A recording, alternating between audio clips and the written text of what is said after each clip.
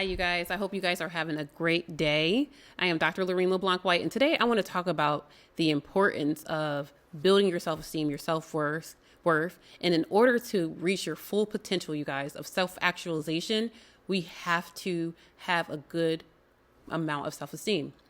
A lot of people struggle with this area of self-esteem, and it's a lot of times it has to do with past trauma. It has to do with family interactions, people in the family invalidating them, not feeling seen and heard. So a lot of times when I talk to clients, it goes all the way back to childhood. People will say, I didn't feel a sense of security. I didn't feel like what I was saying mattered. And they struggle with self-esteem. And it happens to affect them in their adulthoods. It affects them in their relationships and affects them in the areas of their careers. So let's talk about it. So Maslow's hierarchy of needs, it is a triangle, and it talks about in order to reach your full potential, you have to have certain things met.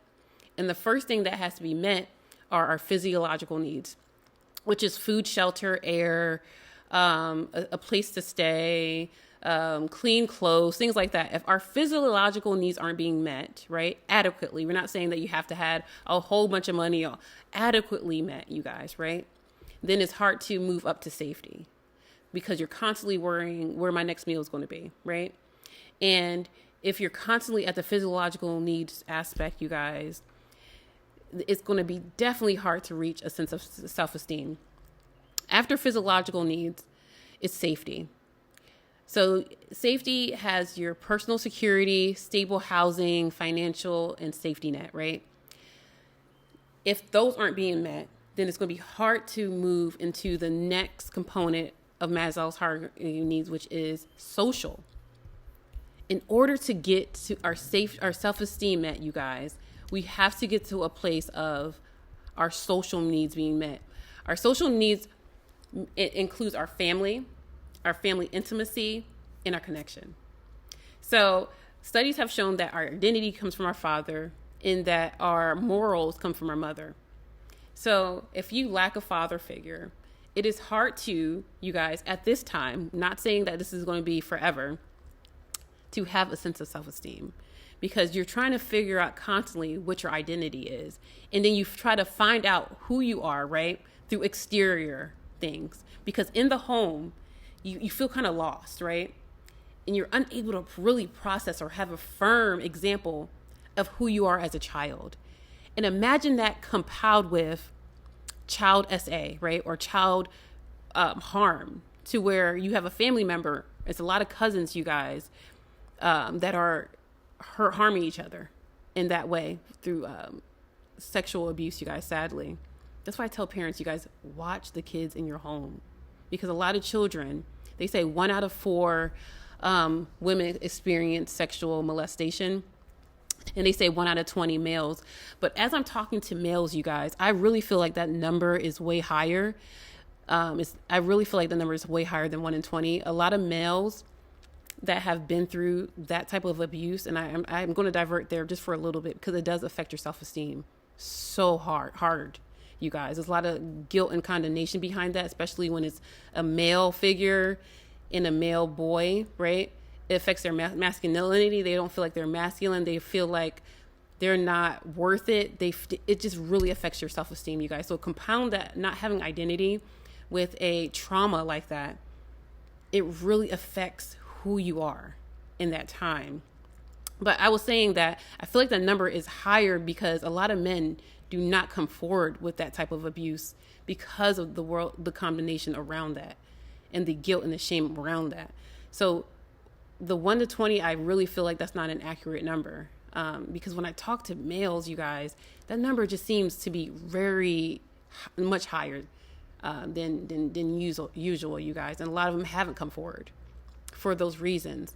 So self-esteem isn't really being built in a healthy way. One, because family members aren't healthy emotionally, right? They don't know how to really talk to their children. They don't know how to validate them, tell them, okay, good job, especially if you haven't came from a background that congratulated their children or assisted them in moving forward. It really affects your self-esteem. So social connections, you guys, in order to have a good self-esteem, you have to have good family, friendships, intimacy, and connections. And those are being built in your homes. And if that is not really being built in your homes, you guys, it really affects you outside the home. So from social, then there's self-esteem. Then from self-esteem is self-actualization. But a lot of times people are teetering between social and esteem, and they cannot get past social because in some way that has been messed with, you guys.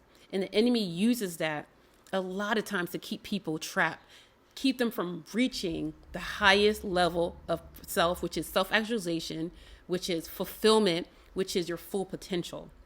They use those traumas that happened around childhood to keep you from your self-esteem. We have to understand that our self-esteem isn't surrounded around our circumstances. Our self-esteem shouldn't be surrounded about what happened to us. Our self-esteem should be built on the fact that we are children of God, period. We are children of God, and that the things that happen to us don't define who we are. The things that happen to us don't define who we are. And from there, when we're able to really realize that, you guys, our self-esteem can be built. We could become unstoppable. We don't have to allow situations and circumstances that we did not do to ourselves, that people have done to us, to affect our self-esteem. When you're able to really live in your truth and tell your story in order to tell other people, it sets you free from mental torment and condemnation. And that's where the enemy wants to keep you. He wants to keep you to a place where you don't build your self-esteem so you don't reach your full potential. Here are some scriptures to help certain people in that area. It says in Song of Solomon 4:7, "You are altogether beautiful, my love. There's no flaw in you." You are altogether beautiful, my love. There's no flaw in you. You guys, God does not keep receipts of the things that we've done. We tend to keep the receipts. We are flawless in his eyes, especially if we repent it and ask God for forgiveness. Don't hold on to the things that happened to you in your past, you guys, because that keeps you to where you cannot reach your fullest potential. You cannot set yourself free. You constantly keep yourself in a sense of bondage, right? 1 Samuel 16:7 says, "But the Lord said to Samuel, do not look on his appearance or the height of or his stature, because I have rejected him. For the Lord sees not what man sees. Man looks for outward appearance, but the Lord looks for the heart." We live in a society, you guys, that they only care about outward appearance, right? But that's not going to get you to heaven. God is looking at the heart of a man. He doesn't care what you look like on the outside. And we need to be really building our hearts around God. We need to be making sure that we look good, not only on the outside, but mainly on the inside, you guys. 1 Peter 3:4 says, "Do not let your adorning be exterior," right? Don't focus on your exterior, you guys. Focus on your interior. I hope this message has helped you guys. I will dive deeper into this subject because I really feel like this is an important subject. People struggle with self-esteem every day, and it's hard for them to get out of their heads and to actually do the things that will assist them in building their self-esteem. And some of the things that will really help you build your self-esteem. Remember, you guys, the root word of self-esteem is self. That means that we have to work on doing stuff weekly, daily, to really build ourselves. What does that look like? That really looks like physically working towards our goals, mentally working towards our goals, spiritually working towards our goals. That's how you build your self-esteem, right? Taking it from up here and actually doing things is going to really help you with your self-esteem. For instance, people struggle with how they look. What are you going to do within that week to ensure that your self-esteem is being built? Because even in that process of working towards your goal, you build self-esteem, right? Say, for instance, you're not at your goal weight, right? And your self-esteem is really being impacted by that. I promise you, as soon as you start going to that gym on a weekly basis, your self-esteem is going to improve because it's like, well, I'm working towards my goal. That's how you build your self-esteem. Spiritually, you build your self-esteem in the Lord when you start to being obedient in him. You start to trust God. You start to read your word daily. That's how you build your self-esteem spiritually. In the spirit, you start to pray to him. You start to talk to him. You guys start to talk to each other. That's how you build your self-esteem in the spirit, right? Mentally and emotionally, you start to build your self-esteem in your emotions by emotionally regulating yourself, right?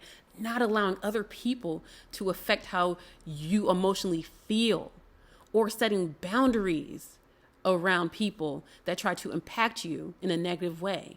That's how you start to build your self-esteem. How are you guys going to start to build your self-esteem in 2025? Okay. If you guys like this video, please like, subscribe, and comment. I hope you have a blessed day.